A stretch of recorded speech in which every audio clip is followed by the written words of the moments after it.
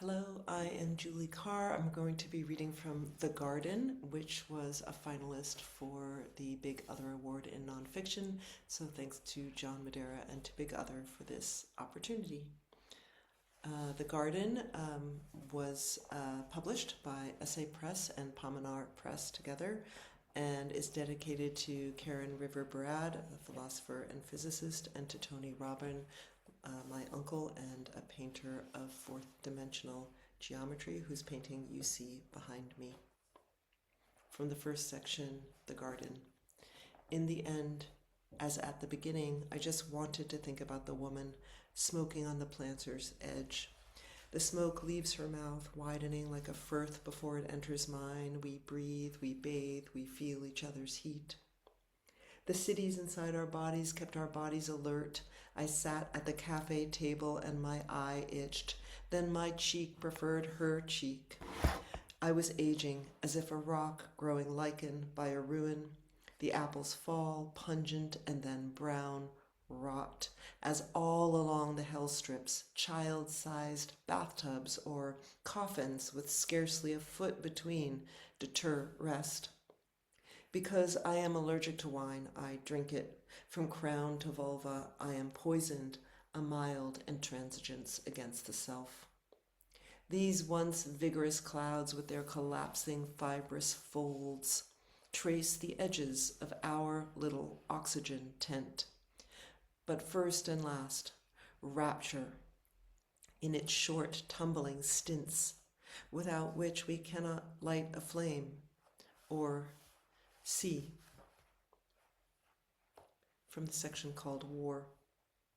Because of the new war that was also the old wars, the wars that had, like marrow to the bone, fed our hungry childhoods, my father and I were talking in the park, though only I was there in body, his voice panicking my head. Worst case scenario, he'd say, and I'd cut him off. What's the best case scenario? I kept asking while pushing myself faster into trees. But as I should have known, sorrowing ones do not often want options. Draw a line. Erase the line. Draw a line of yourself. Erase it, Yoko Ono advised.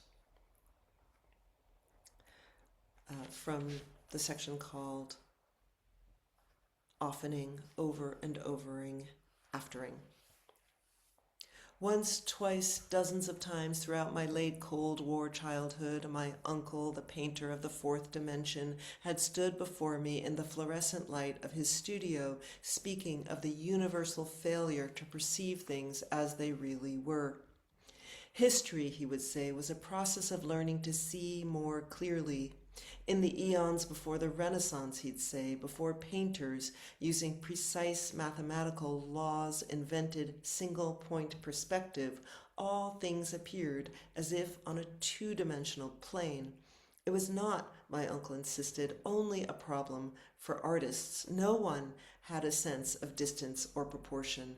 Painters could not paint far things as far, just as people in general could not perceive far things as far nor near things as near. Space-time, and therefore existence itself, was in this way flattened or disordered. We slid on our cardboard 3D glasses. Now, one lens blue, the other red. Now, some of the lines my uncle had painted in goldenrod yellow, inner ear pink, or the wobbly green of his sister's eyes, leapt from the canvas to hover in the air, inches from our faces.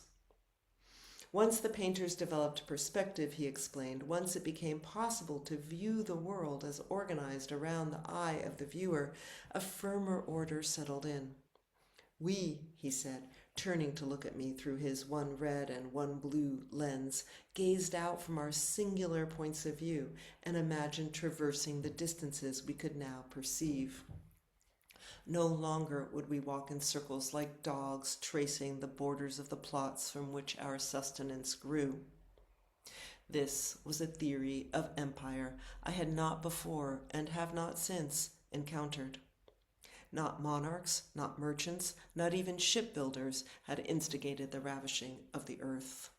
No, it was, my uncle explained, the European painters who had, by teaching others how to see, directed the horrific overtakings. I had not learned the first thing about history, nor the first lessons of motherhood. I had not learned to let my children suffer as all people everywhere must. But it's inaccurate, as my uncle, who had spent 5 years of childhood in the firebombed city of Yokohama, was telling me, to consider a person as located in a single spot in three-dimensional space. His son Max, who had been born with a hole in his heart, had died. Max is dying, he'd said over the phone, his voice thickening like smoke. And from the last section, called The Dancers.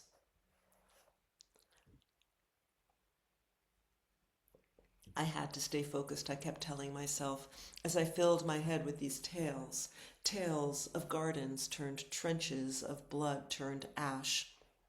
The novel about the atomic blasts had been accompanying me to bed, to the bath, and to the couch. It was, of course, my luxury to read it, and in so doing to perversely calm the racing of my heart, as if in fictionalizing real terror a soothing balm is slathered. But it was so.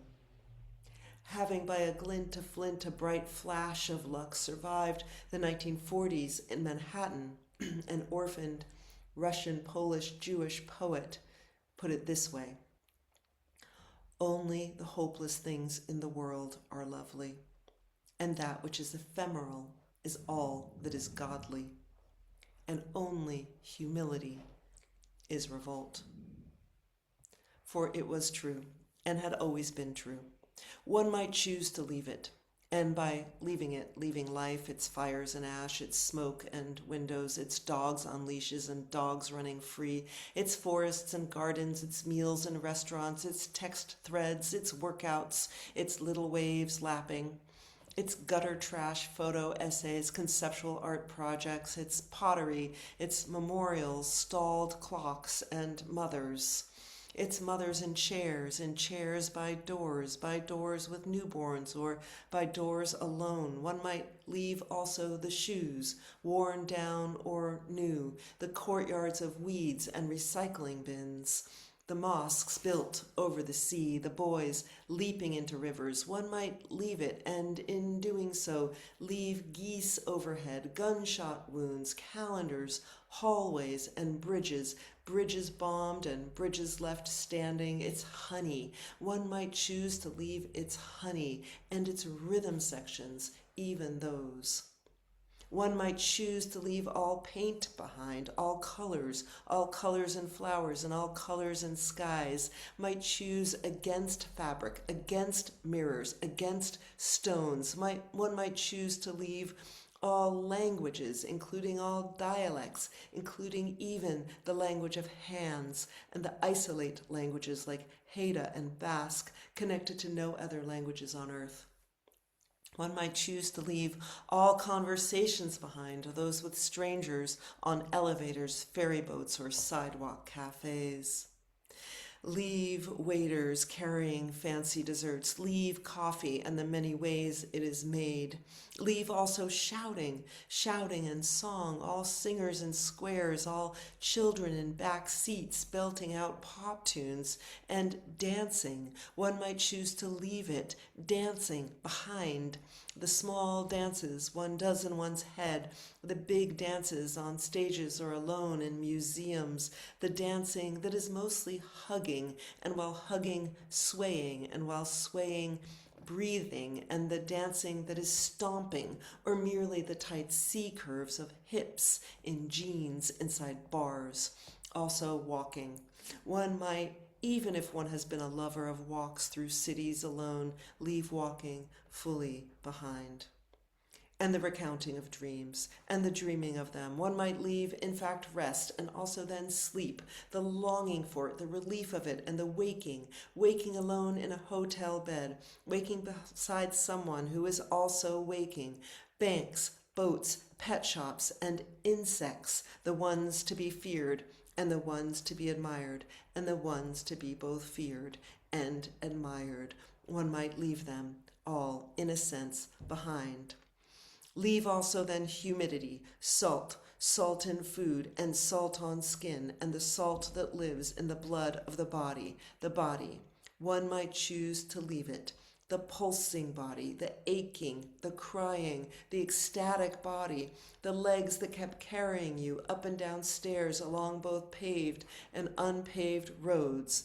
One might choose to leave the body, and with it all desire for sex, for food, for water, for release, and even desire for time, for more of it, even all impatience, all distraction, all fear. One might choose then thereby to never any more want anything at all, or, like the glaze on the mud of the cove at low tide, one could, for now, remain. Thank you so much.